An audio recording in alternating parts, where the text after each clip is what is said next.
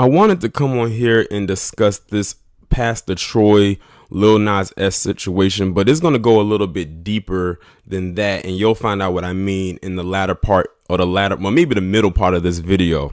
And I have to give a shout out to one of my subscribers, Chow Bits, I believe that's their name, who sent me 2 links that I'm going to actually incorporate into this video. It's going to be a commentary not from me, but it's going to come from an intellectual that I believe everybody should be aware of, especially if you are a black individual living in America. I'm not going to tell you who it is, but when their picture pops up on the screen over the commentary, you'll know exactly who I'm talking about. So in case you don't know what's going on, Pastor Troy was recently interviewed on a radio show, and he was talking about Lil Nas X and, the attire he had on at the Grammys, in which he had on his cowboy outfit that was all pink, like from head to toe pink. Some of you may have seen the picture that I'm talking about. And he basically had his little criticisms of him. Now, what I'm going to go ahead and do is I'm going to read this article, and then I'm going to go ahead and expound even more to why he's getting and receiving the heat that he is, even though it's not even warranted, because he was, at the end of the day, giving his opinion. Pastor Troy has some thoughts on Lil Nas X and his outfit at the Grammy Awards. On Wednesday, January 29th, the Atlanta rapper opened up on social media about his feelings toward the sparkly pink cowboy outfit that Nas X wore to the awards on Sunday, January 26th. And they weren't kind. In a lengthy Instagram post, Troy said that he feels they are attacking black masculinity and cited the openly gay Nas X outfit as well as an Applebee's commercial as his examples. "Welp, I guess I won't be winning a Grammy if this is what I gotta wear," Troy wrote. "They love to push this shit on our kids. The other day at Applebee's had some punks kissing and laughing eating mozzarella sticks. First thing my 14-year-old son said was fuck Applebee's, and it brought joy to my heart. He sees it, their agenda to take the masculinity from men, black men especially. Some may say he's making money. RuPaul do too, but I ain't bumping his CD. Integrity is priceless. Y'all better open that third eye and let your sons know what is real, or their ass gonna be headed down that Old Town Road for real." And then he said, hashtag they gonna ride till they can't no more, hashtag black owned and independent, hashtag not my sons, hashtag it ain't worth it, hashtag take the road less travel, hashtag you will still get there, hashtag DSGB, hashtag won't be on my page long. Pastor Troy isn't the first rapper to make a comment like this one. Back in March 2017, Boosie Badass called out Disney for showing 2 characters kissing. Like Troy, Badass faced immediate backlash for his part, though Lil Nas X doesn't appear to be sweating Troy's comment. Using his Twitter account, Lil Nas X quoted tweet a fan who posted the screenshots of Troy's perceived prejudicial comments and issued a response with a healthy dose of dismissiveness. He says, "Damn, I look good in that pic on God," Lil Nas X wrote. Now, a lot of people, of course, like you said, gave backlash to that. Now, there was more to it that, because like I said, he was interviewed on a radio show. What I'm going to do is I'm going to get the link to that radio interview, and I'm going to post that down below in the comments, so you can actually see what was being said, because I actually watched another YouTuber, and let me tell you something right now. I don't think a lot of people are talking about this. It's a small few, not even a handful, but a small few people that are talking about this. But I'm going to take it a step further with the 2 commentaries that I'm going to give after I give my portion. So even also in that radio interview, they were trying to chastise Pastor Troy for his views and basically saying he wants to raise his son a certain way. And I'm like, there's nothing wrong with that. And here's the thing. We live in a society where now black men are demonized 2 different ways while being a father. It's like a double-edged sword. One way, he's a deadbeat who doesn't take care of his kid. He doesn't support his kid. He doesn't come to see his kid. Then he gets hit with child support. And then that's that. The other side is he is a good father. He's an active father. He's raising him the way that he wants his child to be raised. But if he doesn't subscribe to the way that society is moving, in the way that they want, in their eyes, the Alphabet Academy is supposed to be quote unquote normal and open to everybody. Now is like, oh, then he's a bad dad and he's teaching him to be quote unquote homophobic because his son saw the commercial where it was an Applebee's where you saw two guys kissing eating mozzarella sticks and he said fuck Applebee's. So now they're going to throw that label also probably more so onto his son, but definitely heavily onto him because they're going to assume that that he taught him. What I like about him and his comment is you can tell he's not backing down from what he said, and he meant just what he said. And that's what a lot more people have to do, especially when it comes to this community and quote unquote, because like I told you, they are some of the biggest bullies, them and their advocates.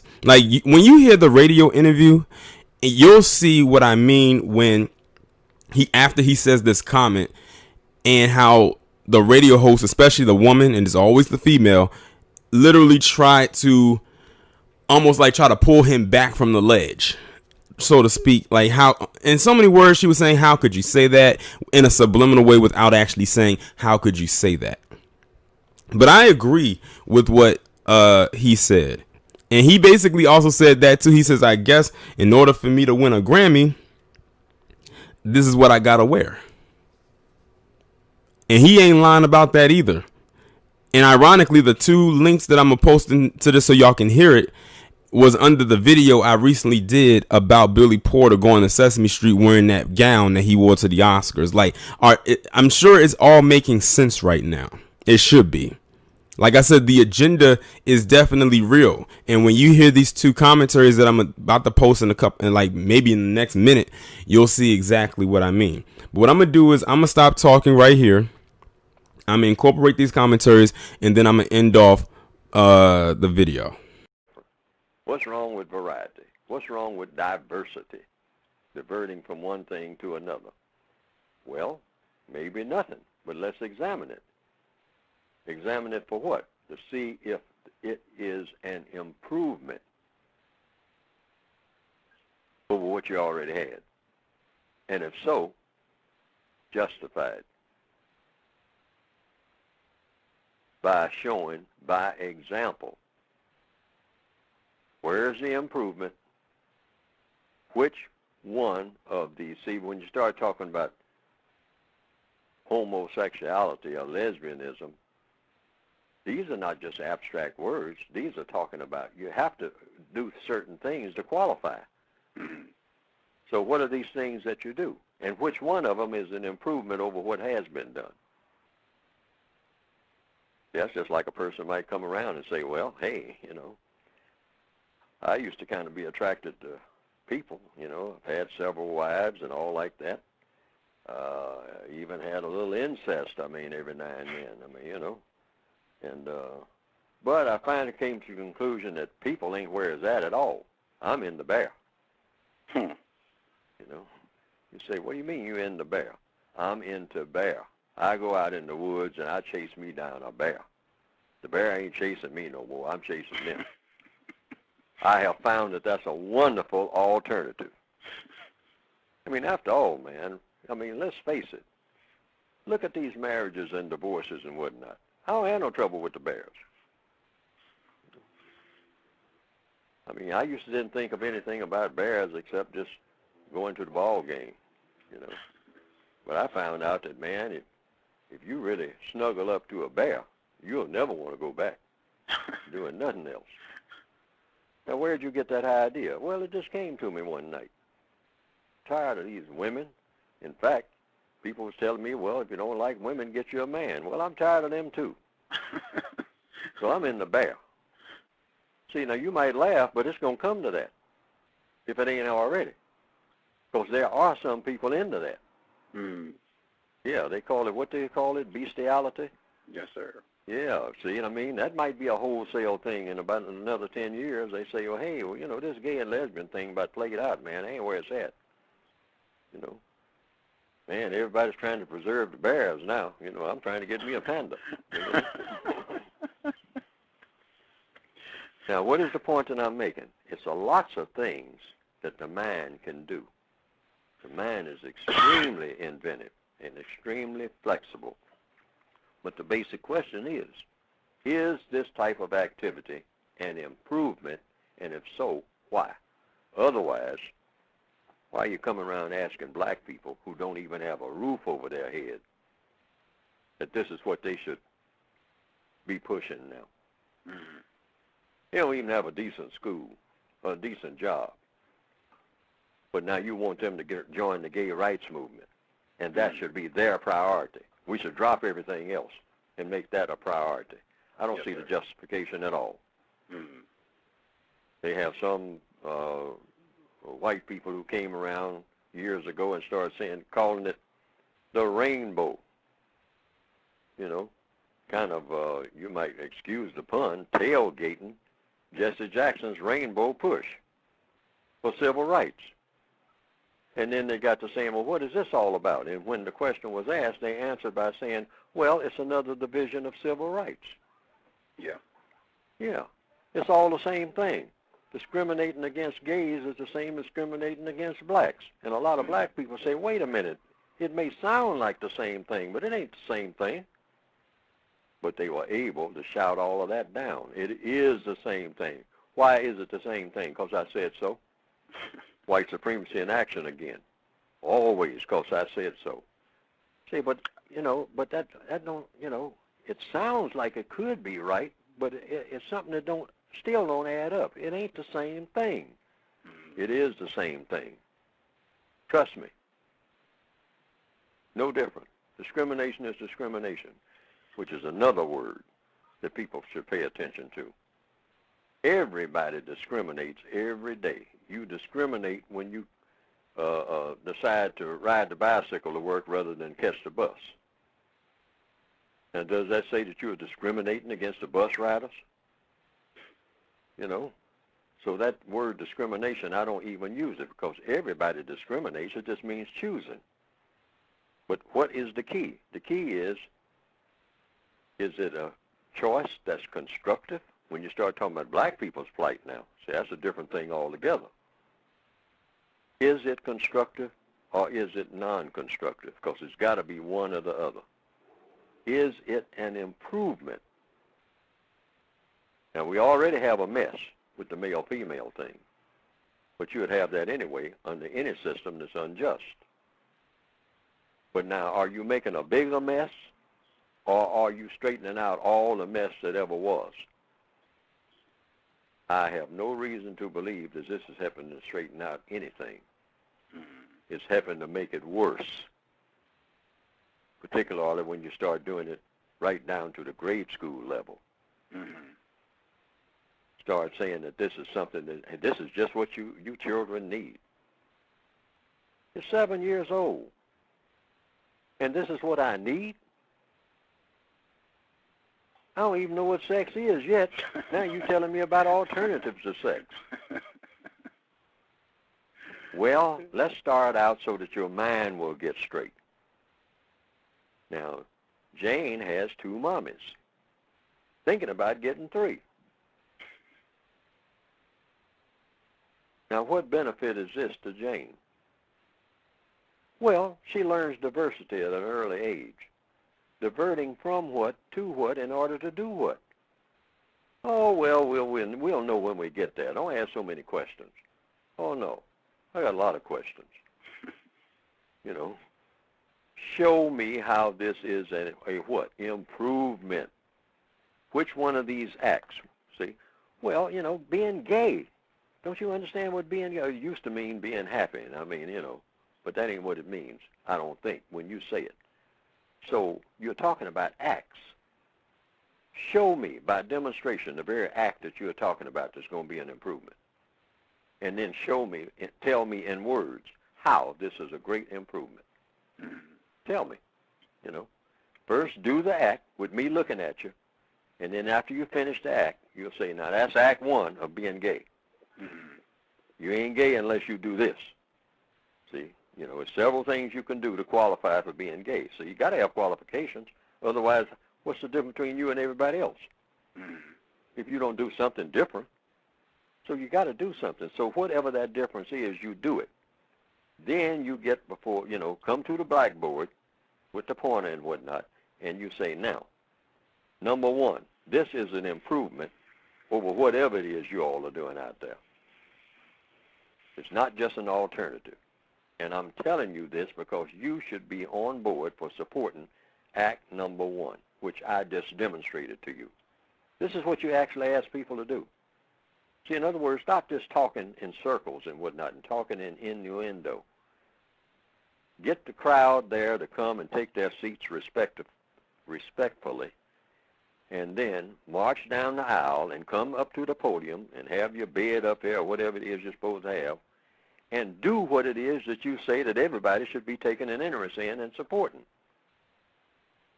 And then as you do it, you can turn around and face the crowd every now and then. Just take a little break. Say, now you saw what we just did. Now, this is an improvement over what has been because of, and then enumerate the improvements and ask for questions and answers. Because if I'm in the audience, I'm going to say, now, how is that an improvement? I just saw what you did from start to finish. I sat here and watched it for 15 minutes until you completed it. Didn't say a word. Now I want you to tell me how that's an improvement over what? I think that what I'll hear is silence. But I don't know. See, because they never get that far. They just go around and say, support us. And if you don't support us, oh, you're some kind of demon. You're some kind of anti-something. No, just explain what you're doing. I mean, like the chief. I don't know about that fire water. You know, how is that going to improve me? How is that going to be an improvement over water? Say, well, didn't you get a little buzz when you? Yeah, I got a little buzz and all like that. But is it an improvement? Say, well, didn't the mountains look like you saw 2 of them instead of 1? Wouldn't you like to have an extra mountain? Well, an extra mountain might help, but that's not really what I was looking at. I thought I was. Well, Chief, that's what whiskey does. It makes you drunk. Well, is being drunk an improvement over being sober? Well, if you work at it, see how they talk? And they do the same thing with sex.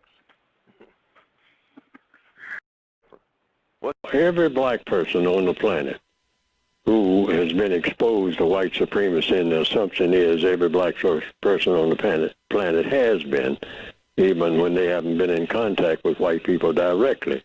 They've been exposed to the white culture indirectly. White culture is about white supremacy. Now, what does white supremacy do? It teaches people of color that if you are a male, you cannot be a man, period. Not in the system of white supremacy. And you're not going to be treated like a man, ever.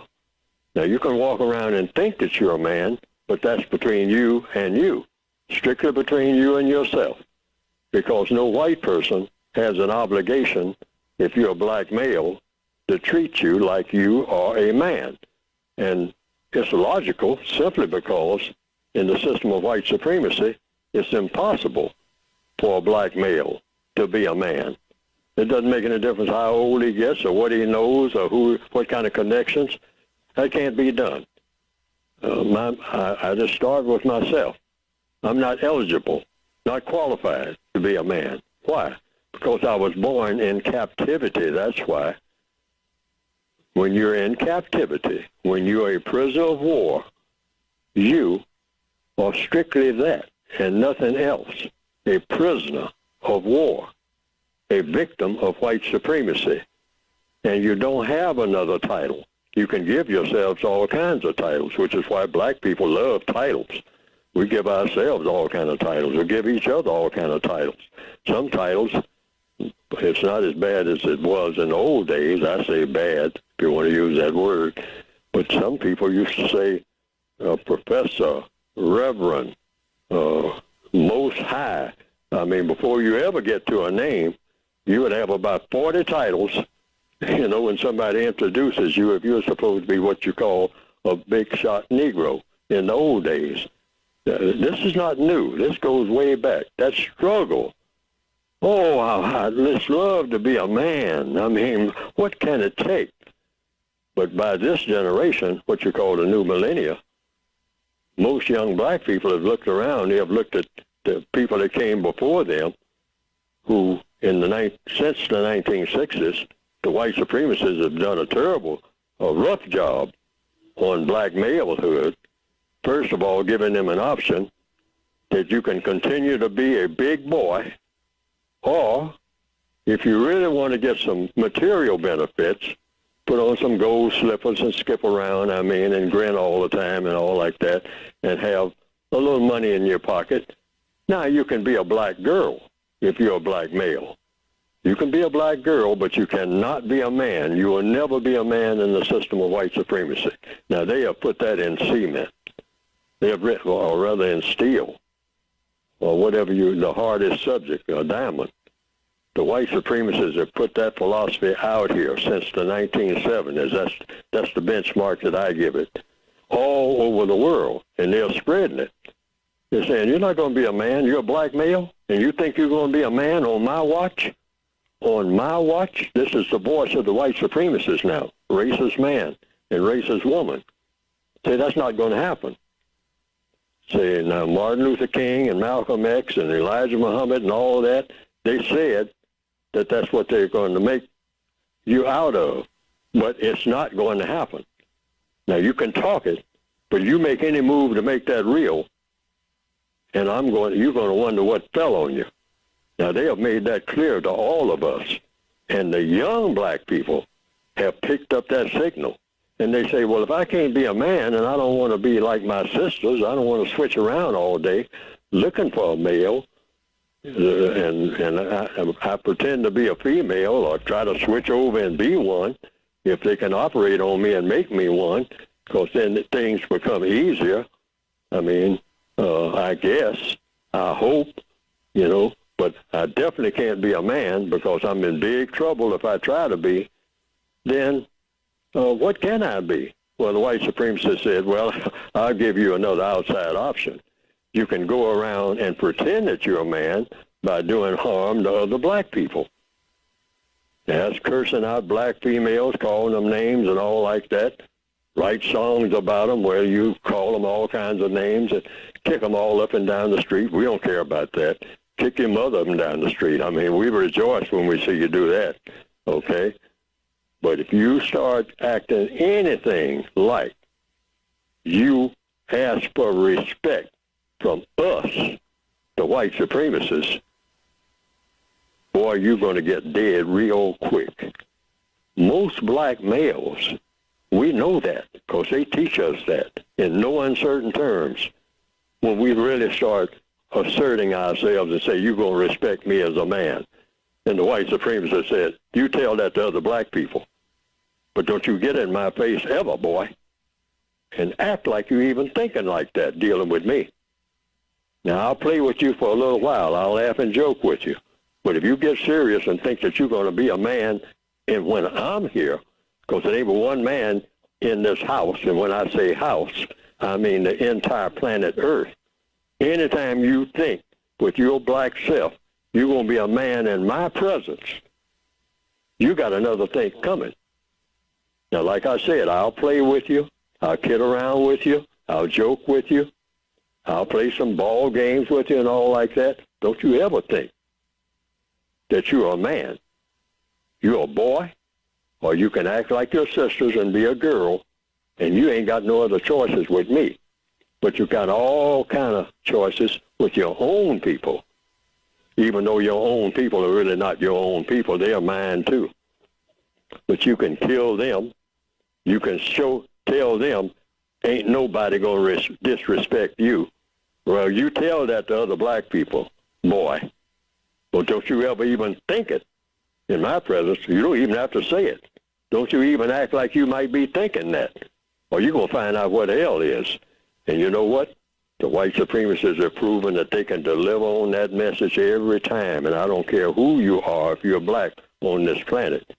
When you really put them to an acid test, they have so far proven that nobody will take them on, because nobody knows how to, including Neely Fuller. I'm just trying to find out. I'm in their prison too. I was born in their prison too. So to get to the crux of what we're talking about here, for black males, we're talking about manhood. And it's not going to happen, folks.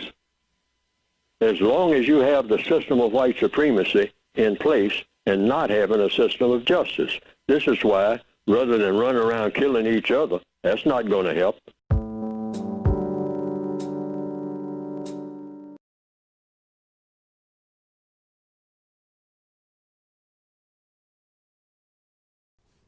Now, the intellectual that you heard from in that video or that audio was definitely Dr. Neely Fuller. Many of us are familiar with him. This is actually my first time incorporating audio from him into one of my videos, but I felt that it definitely needed to be put in there considering the context in which I was going with this. And again, shout out to Chow Bits for tagging me in, well, not tagging me, for sending me those 2 videos. And also shout out to Carlito Way 44, which is the channel in which those 2 videos came from, which what I'm gonna do is I'm gonna put the link to both of those down in the comments and pin them so you can actually go in there and watch them, because it actually is an animation that goes along with it to the audio to help the story go along. But everything he said in that right there was on point to a T. People like him, Dr. Francis Cress Welsing, and Shahrazad Ali, they don't get the praise that they should in the community because they tell the truth. And they always say the truth hurts. And see, they don't like people like Neely Fuller because of what he just said right here. They don't like Dr. Francis Cress Welsing. And you know what's so crazy? She called this out before this thing was even called an agenda. She called this out years ago. I believe it was maybe the early 80s or late 70s when she called all of this out. And Shahrazad Ali, she been checking black women since God knows when, and even she called, and they hate her for it. And when you look back at all of the stuff that they said and many others, it's literally coming into fruition right now. At this point, I don't know if this is here to stay or if this is just going to be something that's a trend and it's going to just pass over. But all I'm going to say is this: we were warned, we didn't listen, and now we may end up having to face the consequences. Y'all let me know what y'all think about this down in the comments. Like, share, subscribe. Make sure to follow me on Twitter if you have not done so already. Have your notifications turned on, and I will talk to you in the next one.